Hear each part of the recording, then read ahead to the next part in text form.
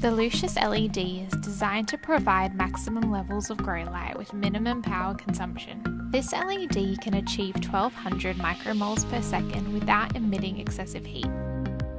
It is the ideal option for greenhouses,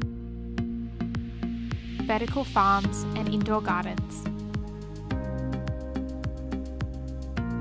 There are different ways to mount and hang your LED grow light. The first uses rope ratchets secured to the eye bolts to hang the LED in the desired position. This mounting option is ideal for easy indoor applications. In order to mount the LED grow light to struts, the eye bolts are removed and hex head bolts take their place. These fasteners are included with your LED grow light. The next step is to slide the brackets vertically onto the strut. Multiple LEDs can be connected together via daisy chain.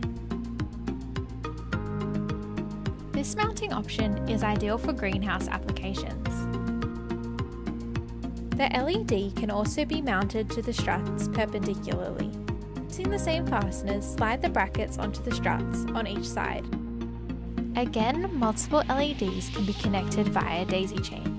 However, jumper cables are needed in this configuration. This mounting option is ideal for vertical farming applications.